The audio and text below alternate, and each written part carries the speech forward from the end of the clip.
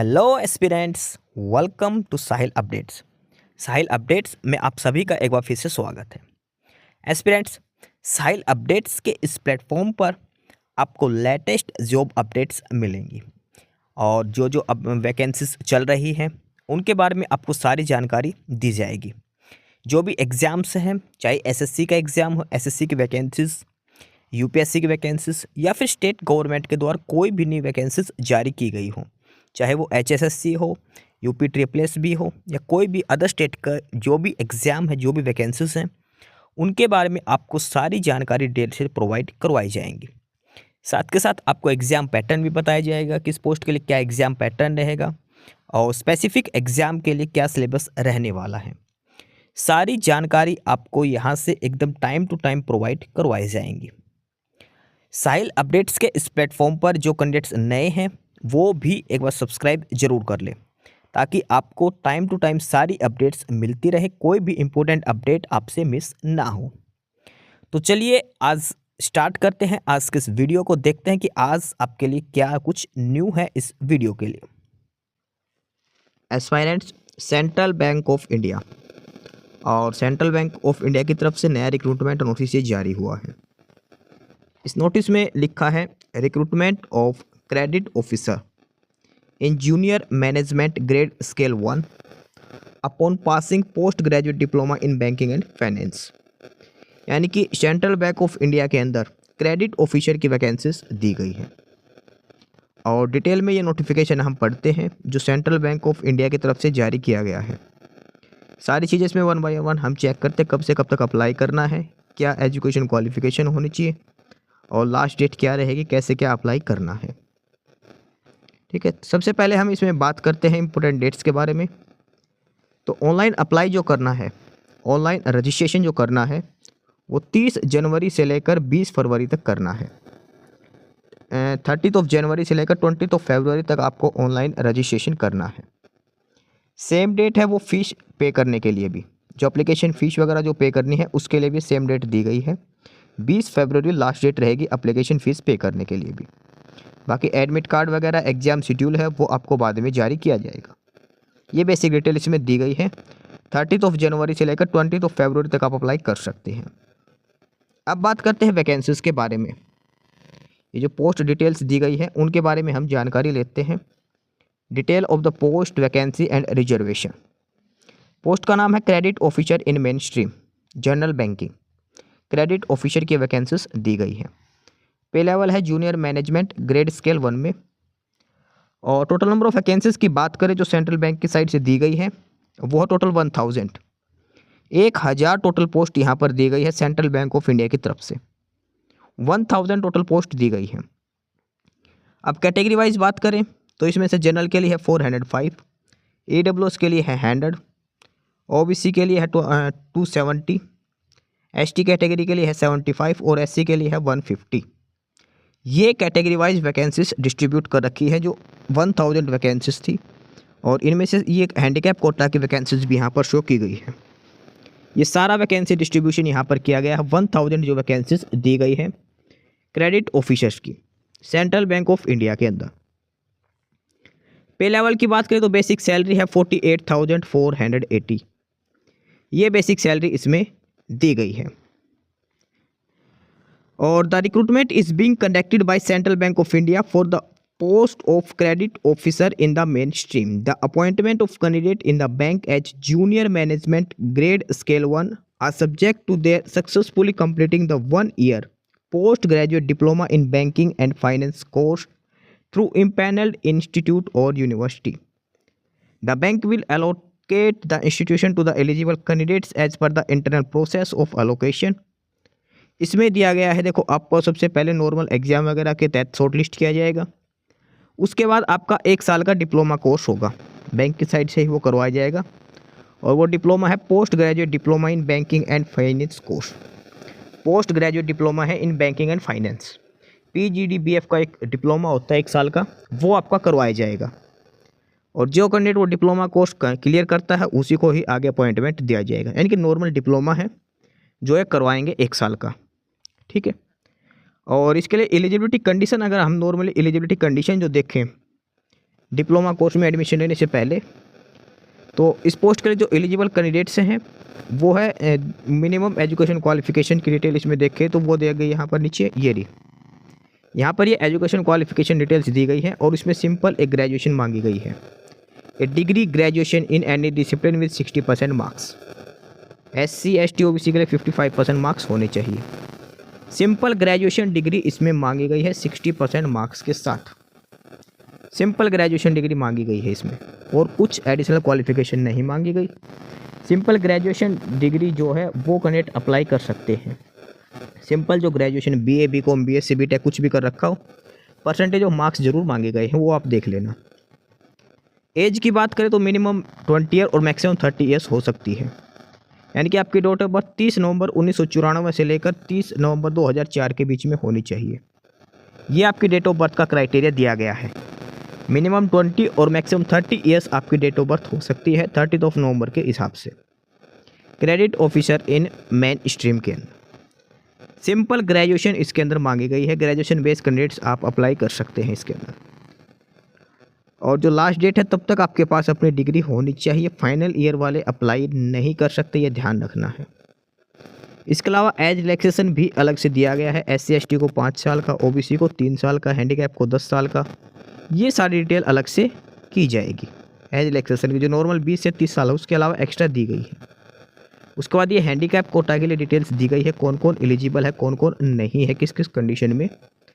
ठीक है, ये सारी हैंडीकैप कोटा की डिटेल्स यहाँ पर प्रोवाइड करवाई गई है। उसके बाद ये EWS कैटेगरी वाले की डिटेल्स यहाँ पर लिखी गई है। अब बात करते हैं इसमें हम सिलेक्शन प्रोसेस की। सिलेक्शन प्रोसेस क्या रहेगा, इसमें एक डिस्क्रिप्टिव टेस्ट होगा और एक पर्सनल इंटरव्यू आपका कंडक्ट करवाया जाएगा। पहले एक ऑनलाइन टेस्ट होगा, डिस्क्रिप्टिव टेस्ट और इंटरव्यू। अब देखते हैं पैटर्न ऑफ एग्जामिनेशन, पेपर में क्या क्या आपसे पूछा जाएगा। ये सारा सिलेक्शन प्रोसीजर के बारे में बताया गया है इसके अंदर। पेपर के अंदर आएंगे आपके 4 सब्जेक्ट। 4 सब्जेक्ट क्या है, English language, quantitative aptitude, reasoning और जनरल अवेयरनेस। इंग्लिश लैंग्वेज के 30 क्वेश्चन 30 मार्क्स 25 मिनट्स मिलेगी। Quantitative aptitude 30 question 30 marks 25 minutes मिलेगी। Reasoning ability 30 question 30 marks 25 minutes मिलेगी।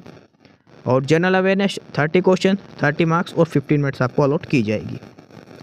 ये सारा दिया गया है। इसमें 120 क्वेश्चंस पूछे जाएंगे, 120 मार्क्स का आपका पेपर होने वाला है और 90 मिनट्स का आपको टाइम दिया जाएगा। इसके बाद जैसे ही आपका पेपर कंप्लीट होगा उसके साथ ही आपका नेक्स्ट पोर्शन ओपन हो जाएगा, और नेक्स्ट पोर्शन आपका होगा वो होगा लेटर राइटिंग और एशे, यानी कि डिस्क्रिप्टिव टेस्ट आपका होगा इंग्लिश का उसी टाइम, उसी दिन, उसी समय। 2 क्वेश्चन पूछे जाएंगे, 30 नंबर का आपका पेपर होगा और हाफ आवर का आपको टाइम दिया जाएगा, यानी कि एक आपको लेटर लिखना होगा और एक आपको एशे लिखने। ये 2 क्वेश्चन आपको करने हैं, 30 मिनट का टाइम दिया जाएगा, 30 नंबर का ही आपका पेपर होगा। 10 नंबर का लेटर, 20 नंबर का एशे, कुछ भी हो सकता है, ये दोनों 15-15 नंबर के हो सकते हैं। ठीक है, ये होगा शुरू में आपका पेपर जो शॉर्ट लिस्ट किया जाएगा, जिसके बेसिस पर आपको सिलेक्ट किया जाएगा। पहले तो ये MCQ बेस्ड क्वेश्चन आएंगे इसमें 120 क्वेश्चन। जैसे ये पोर्शन खत्म होगा, टाइम ओवर होगा, उसके बाद आपका स्टार्ट हो जाएगा नेक्स्ट सेशन। इसमें आपको लेटर राइटिंग और एशे राइटिंग जो डिस्क्रिप्टिव मोड होता है वो आपको करना है, और बाकी जो सारी डिटेल मिलेगी वो आपको सेंट्रल बैंक ऑफ इंडिया की ऑफिशियल वेबसाइट पर मिलेगी, centralbankofindia.co.in के ऊपर। ये ऑफिशियल वेबसाइट दी गई है सेंट्रल बैंक ऑफ इंडिया की। Descriptive paper in the English language, जो डिस्क्रिप्टिव पेपर होगा वो इंग्लिश लैंग्वेज में ही होगा, और ये ऑटोमेटेड जो स्कोरिंग मैकेनिज्म है उसके द्वारा ये आपका चेक किया जाएगा। ठीक है, यानी कि AI के माध्यम से आपका चेक किया जाएगा, ये ध्यान रखना है। और there will be no negative marking, कोई भी नेगेटिव मार्किंग इसमें नहीं होगी, ये भी ध्यान रखना है। कोई भी नेगेटिव मार्किंग का प्रोविजन नहीं है, आप सारे क्वेश्चन अटैम्प्ट करके आ सकते हैं। कट ऑफ वगैरह के आपको बाद में बताया जाएगा। उसके बाद इंटरव्यू के लिए कैंडिडेट्स बुलाया जाएगा। ठीक है, इंटरव्यू बाद में बुलाया जाएगा, और मिनिमम जो कट ऑफ रहेंगे, जो आपका पेपर होगा 150 मार्क का आपका टोटल पेपर होगा। 120 में से जनरल वगैरह के लिए 50, देखो टोटल जो आपका पेपर होगा उसमें 120 मार्क्स के MCQ, 30 मार्क्स का डिस्क्रिप्टिव पेपर, टोटल हो गया 150। 150 में से 50% यानी कि 75 मार्क्स जरूरी है जनरल और EWS को, और बाकी कैटेगरी के कैंडिडेट्स को 45% लेने हैं। यानी कि देखा जाए तो लगभग 65 से 70 के बीच में नंबर बाकी दूसरी कैटेगरी वालों को लेने हैं। फाइनल सिलेक्शन जो किया जाएगा वो एग्जाम के बेसिस पर प्लस इंटरव्यू का स्कोर कार्ड दोनों को मिलाकर फाइनल लिस्ट आपकी तैयार की जाएगी। ठीक है, अब इसमें दिया है एडमिशन प्रोसीजर, जो PGDBF का जो कोर्स है, जो डिप्लोमा होगा 1 साल का, उसके लिए क्या होगा। After final selection of the candidate as above, they have to mandatory pass the postgraduate diploma in banking and finance course of 1 year, 9 months of classroom training and 3 months of on-job training before getting in the bank. During the course, candidate must complete the diploma in banking and finance. यानी कि आपका जो diploma चलेगा उसमें 9 महीने के आपको class लगेगी, 3 महीने आपको ऑन जॉब ट्रेनिंग आपको दी जाएगी, उसके बाद आपको एग्जाम वगैरह लिए जाएंगे और आपको ये कंप्लीट करना ज़रूरी है, ये ध्यान रखना है आपको। ठीक है, कोर्स के लिए आपको एजुकेशन लोन वगैरह सब कुछ आपको प्रोवाइड करवाया जाएगा। उसके बाद डॉक्यूमेंट वेरिफिकेशन होगा और जो क्लासरूम जो चलेगा, जो स्टाइफंड होगा उसमें स्टार्ट में यानी कि 1 साल तक आपको थोड़ी सी मेहनत करनी पड़ेगी और उसके बाद जो इसमें सैलरी होगी लगभग 60 से 70,000 इसमें सैलरी रहने वाली है। ये सारे डॉक्यूमेंट्स की लिस्ट है जो आपको अटैच करनी है, ये सारे डॉक्यूमेंट डिटेल्स यहाँ पर दी गई है। ग्रेजुएशन होनी चाहिए, सिंपल ग्रेजुएट कैंडिडेट इसके लिए अप्लाई कर सकते हैं।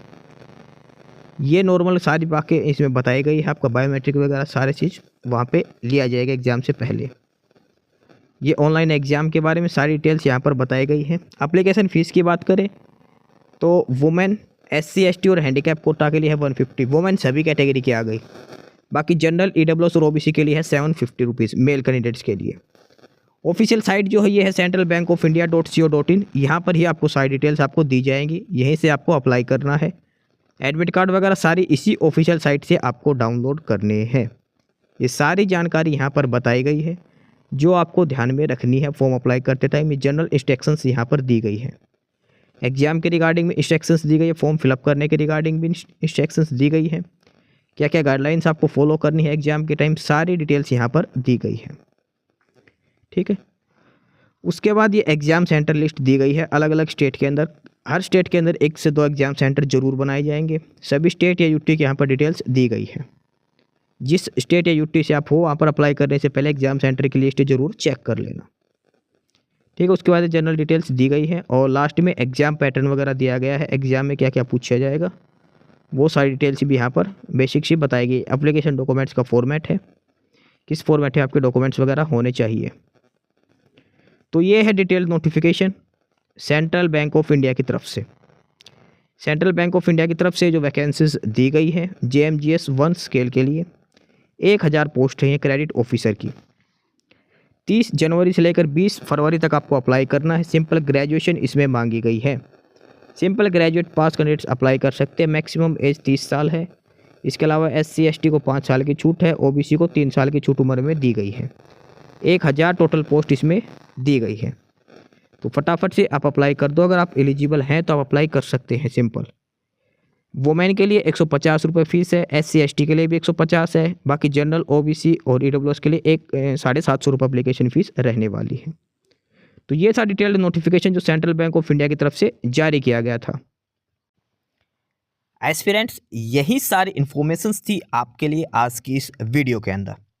और जो इन्फॉर्मेशन आपको प्रोवाइड करवाई गई है उसके रिगार्डिंग आपको कोई भी क्वेरी हो, किसी भी कोई प्रकार का कोई डाउट हो तो आप नीचे कमेंट बॉक्स में कमेंट करके हमसे पूछ सकते हैं।